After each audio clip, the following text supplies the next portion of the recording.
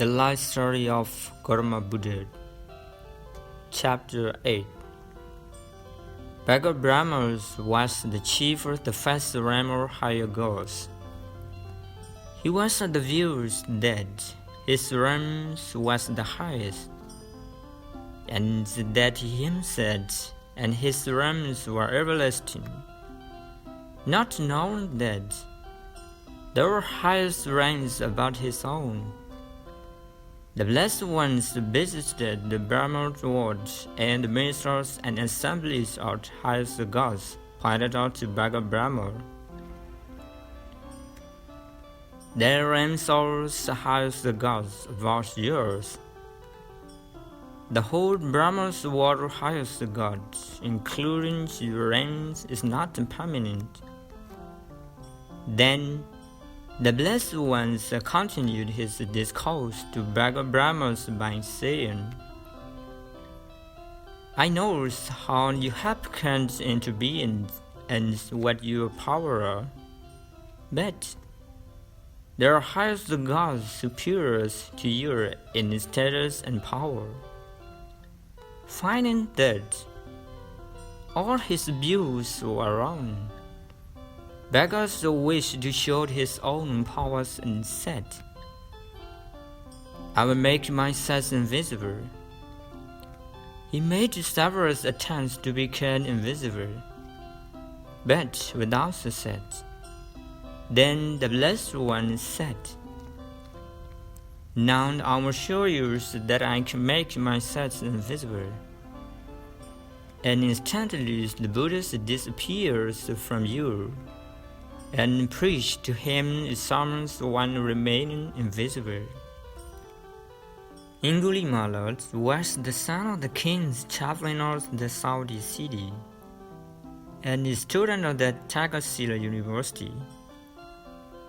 The teachers and his wives were very fond of him, as he was a radiant, clever, and faithful pupil. Unfortunately, his associates, the girls, jealous of him, made us a false story and succeeded in setting the teachers against him. The only teachers suspecting him to have had an affair with his wife contrived to put an end to his life by ordering him to fetch 1,000 fingers as a present in return for the education he received. In obedience to the teacher, he took to the forest of Saudi and started killing people to collect the fingers for the necessary offering.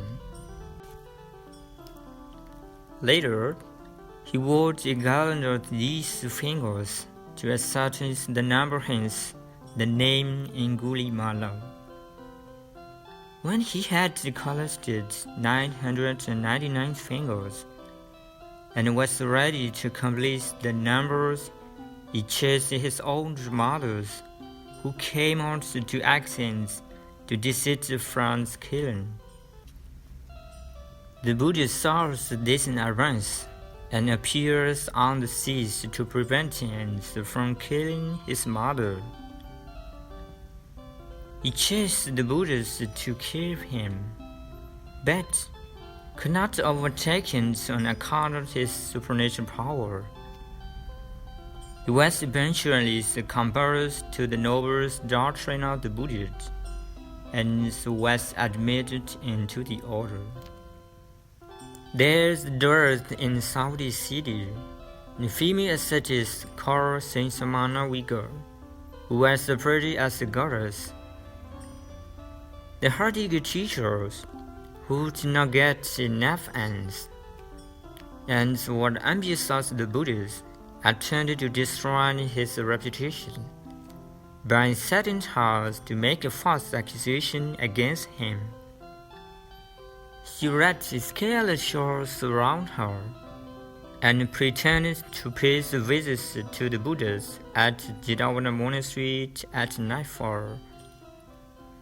Though, as a matter of fact, She slept at the monastery of the heretical teachers, and at daybreak, she entered the city as if she was coming back from the Buddhas at Gotama Monastery.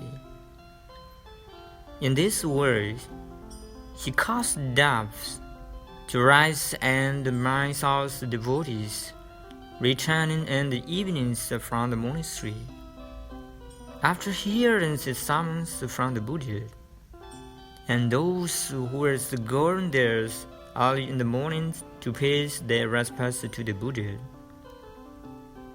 After a period of about 9 months, she placed a wooden knot against her stomach and tied it with an apron around her body to make it appear that she was pitched with child. Then she approached the Buddhas, who was preaching, and made false and weak accusations that, "Why have you not prepared my confinement room?" The gods appeared as mice and bit loose the aprons around her body. Once the knock of wooden fired before the audience, and she was given a sound beating and driven away.